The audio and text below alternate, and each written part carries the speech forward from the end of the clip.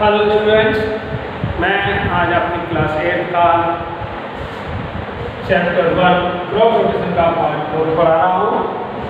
मैं self JB Verma और आप ध्यान से सुने। आज मैं आपको बताऊंगा मेन टॉपिक्स में मेथड्स ऑफ फर्टिलाइजेशन में डिफरेंट। इसके साथ साथ सॉइल में जो फर्टिलिटी है, जो न्यूट्रिएंट्स हैं, उनको कैसे बढ़ाया जाए या मेंटेन किया जाए, वो कम ना हो, और साथ साथ उसके लिए दोनों मैनर्स ऑफ फर्टिलाइज में लॉस या प्रॉफिट भी इसी डिफरेंस के अंदर डाल दे रहे हैं। तो बहुत ध्यान से समझें इसे। नाउ मैनर्स क्या है? वे इनऑर्गेनिक सब्सटेंसेस ही हैं जो प्लांट्स, एनिमल वेस्ट और सब्जियों के छिलके वगैरह, इन सबको कचरे के डिब्बे में डाल दिया जाता है डायरेक्ट, और उसके बाद वो गड्ढे में डाल दिए जाते हैं। कल मैंने आपको समझाया था, गड्ढे में डाल दिए जाते हैं, फिर उसके बाद एक लेयर मिट्टी डाल दी जाती है, फिर ऊपर से फिर कचरा डाल दिया जाता है। ये सब एनिमल वेस्ट, काऊ डंग जैसे गोबर वगैरह सबको डालते रहते हैं और फिर से मिट्टी की लेयर डालते हैं। इस तरह कंटिन्यू उसको बार बार दबाते रहते हैं। ऐसे में क्या होता है कि एक लॉन्ग पीरियड में वो माइक्रो द्वारा डिकम्पोज हो जाता है और उसमें जो है नए कंपाउंड बन जाते हैं, कन्वर्ट हो जाता है नए कंपाउंड में, और वो जो कंपाउंड्स हैं वो प्लांट फूड बन जाता है। तो यहाँ पर हम बात करेंगे कि manner is a natural substance obtained by the decomposition of cattle dung, human waste and plant parts। ये सभी कूड़े कचरे के रूप में गड्ढे में डालकर बनाया जाता है। Fertilise is an inorganic salt, और ये इनऑर्गेनिक सॉल्ट है। Manure may be prepared in the fields, pits, या तो गड्ढों में या खेतों में, कहीं भी ये बनाए जा सकते हैं। जब fertilise are prepared in factories, तो इनको फैक्ट्री में बनाया जाता है।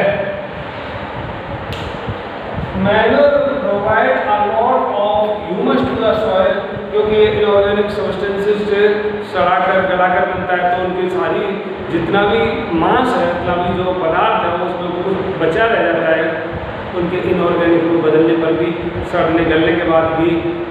तो ये मिट्टी में ह्यूमस ज़्यादा प्रदान करते हैं, जबकि fertilizer do not provide any humus to the soil, और फर्टिलाइजर से कोई भी ह्यूमस मिट्टी में नहीं बढ़ती है। Next, manure is less rich in plant nutrition. फिलहाल हम बात कर रहे हैं मैनर की, क्योंकि गल सड़ के बनते हैं, जितनी चीज़ें उसमें थी उन्हीं में से नए इनऑर्गेनिक कंपाउंड बनते हैं गल सड़ के। तो ऐसे केसेस में इनके अंदर जो न्यूट्रिशन है बहुत ज़्यादा मात्रा में तो नहीं होता है, लेकिन फिर भी इनमें जो न्यूट्रिशन होता है वो प्लांट्स को फायदा देता है, क्योंकि ये ह्यूमस प्रदान करते हैं, और ह्यूमस के बेनिफिट्स मैं अभी बताऊंगा इस टॉपिक के लास्ट में। आगे क्या होता है? Fertilizers is very rich in plant nutrition, और फर्टिलाइजर लैब फैक्ट्री में बनते हैं और ये देखकर बनते हैं कि प्लांट्स को कौन कौन से न्यूट्रिशन की जरूरत है। जब आपको ये पता है कि आपको कौन कौन सी चीज़ प्लांट्स को देनी है, जैसे कि मोस्टली बढ़ने के लिए नाइट्रोजन, मैंने कल डिस्कस किया था पिछली वीडियो में, नाइट्रोजन, स्ट्रॉन्ग होने के लिए पोटेशियम और फॉस्फोरस की जरूरत पड़ती है। तो ये जो है फैक्ट्री में बनाते समय स्पेशल तरीके से एक्स्ट्रा क्वांटिटी में रिच किया जाता है, इनको ज़्यादा बनाया जाता है, मात्रा मिला कर तैयार किए जाते हैं, जिससे उनको ज़्यादा मात्रा में मिल सकें, प्लांट्स को हेल्दी रखने के लिए। अब आगे बात यहाँ पर दे इंक्रीज, यहाँ पर manner increase water holding capacity. ये वाटर होल्डिंग कैपेसिटी बढ़ा देते हैं, क्योंकि जब मिट्टी में मिक्स होते हैं तो इसमें ह्यूमस ज़्यादा होता है, मिट्टी की क्वांटिटी बढ़ा देते हैं, और क्वांटिटी बढ़ने से मिट्टी के पार्टिकल्स को पार्टिकल के बीच में स्पेस बढ़ा देते हैं, और इस पार्टिकल्स के बीच में स्पेस बढ़ जाता है, क्योंकि ये ह्यूमस जो है या जो ऑर्गेनिक जो मैटर था उसका, ये जो है ऑर्गेनिक मैटर जगह जगह घेर कर करके उस जगह को जो घेर लेता है, तो वहाँ पर पानी रखने की, होल्ड करने की कैपेसिटी बढ़ जाती है। तो ये जो water retention capacity, water holding capacity बढ़ाते हैं, लेकिन ये ऐसा कुछ भी ये फर्टिलाइजर्स नहीं करते। They do not increase water holding capacity, fertilizer ऐसा नहीं कर पाते क्योंकि वो तो खुद ही पानी में डिजोल्व हो जाते हैं और उनके पार्टिकल पानी में डिजोल्व हो तो पता भी नहीं चलते, वो खुद ही पूरे मिट्टी के अंदर चले जाते हैं। Axis use of manner do not harm the quality of soil, अगर किसी भी खेत के अंदर बहुत ज़्यादा मात्रा में अगर मैनर डाल दें तो भी वहाँ पर उस सॉइल में कोई भी तरह का नुकसान नहीं होगा। ह्यूमस बढ़ जाएगी, कुछ न्यूट्रिएंट ज़्यादा हो जाएंगे और उसके बाद वाटर होल्डिंग कैपेसिटी भी अच्छी हो जाएगी, तो इस तरह से ये नुकसान नहीं पहुँचाते हैं। बट यहाँ पर आप देखेंगे कि ये अगर फर्टिलाइजर्स का एक्सेस यूज करते हैं तो उनमें स्पेशल टाइप के जो न्यूट्रिएंट्स होते हैं, सपोज करो नाइट्रोजन है या मान लो फॉस्फोरस है या पोटेशियम है, वो कुछ ज़्यादा बढ़ जाएगा क्योंकि पोटेशियम, नाइट्रोजन, वो फॉस्फोरस ये क्या है, साल्ट बनाते हैं, साल्ट होते हैं, सीधे साल्टेशन मिट्टी में बढ़ जाएगी और साल्ट ज़्यादा बढ़ने से, एक स्पेशल टाइप के साल्ट बढ़ने से सॉइल के अंदर जो स्ट्रक्चर है वो बदल जाएगी, उसके अंदर जो नेचर है सॉइल की वो बदल जाएगी और वो मिट्टी की क्वालिटी को खराब कर देती है। अच्छा, यहाँ पर एक बात और बता दें कि मेहनत अगर फील्ड में डालेंगे तो वो सिर्फ ऑर्गेनिक तरीके से गल सड़ के खत्म हो ही जाएंगे, लेकिन अगर फर्टिलाइजर ज़्यादा डाले गए हैं, अगर ये फर्टिलाइजर ज़्यादा डाल दिए गए हैं तो और लेट करोगे अपने फर्टिलाइजर बहुत ज़्यादा मात्रा में डाल दिए तो ऊपर से बारिश होगी तो बारिश के पानी में घुल करके भी बह के चले जाते हैं और बारिश के पानी में बह के चले गए तो लॉस हो गया कि इतने न्यूट्रिशन बाहर चले गए। दूसरा ये होगा जो पानी बह के जा रहा है उसमें जो आपके इनऑर्गेनिक सॉइल थे ये फर्टिलाइजर, ये पानी के अंदर क्वालिटी पानी की खराब करेंगे और जाकर के जहाँ पर पानी स्टोर होगा पोन्स वगैरह में वहाँ के माइक्रो को भी हानि पहुँचाते हैं, उनको भी लॉस पहुँचाते हैं, मे भी वो सर्वाइव कर पाएँ या नहीं कर पाएँ, ऐसी कंडीशन भी क्रिएट कर देते हैं। तो अब बात करते हैं, ये तो रही आपकी फर्टिलाइजर मैनेज की डिफरेंस। तो अब आते हैं फसल उगाते रहते हैं। तो देखिए कोई भी फसल है वो पार्टिकुलर कोई भी मतलब वो न्यूट्रिएंट्स लेती है तो उस तरह के न्यूट्रिएंट्स उस सॉइल में कम हो जाएंगे, तो नेक्स्ट टाइम अगली फसल जो उगाई जाए वो ऐसी उगाई जाए कि उसमें जो न्यूट्रिशन की जरूरत हो पहली वाली से अलग हो। इसके लिए क्या करते हैं कि हम फसलें एक बार गेहूँ बोते हैं तो उसके बाद हम बाजरा बोते हैं, तो उसके बाद फिर से गेहूँ बो देते हैं, मान के चलो फिर अगले बार फिर बाजरा बो देते हैं, तो हर साल वही न्यूट्रिएंट्स कम होते चले जाएंगे। ऐसे केस में बचने के लिए क्या होता है कि उसकी सॉइल की फर्टिलिटी या उपजाऊपन या सॉइल को रिच बनाए रखने के लिए हमें क्या करना होता है, कुछ नियम फॉलो कर लेते हैं। यहाँ पर 2 मेथड मैं आपको बता रहा हूँ। देखिए सबसे पहला मेथड हम लेते हैं फैलोइंग। फैलोइंग क्या होता है? Fallowing in this method the agriculture land is left uncultivated. इस मेथड में जो जमीन है अनकल्टिवेटेड छोड़ दी जाती है, मतलब वहाँ पर कोई भी फसल बोई नहीं जाती है।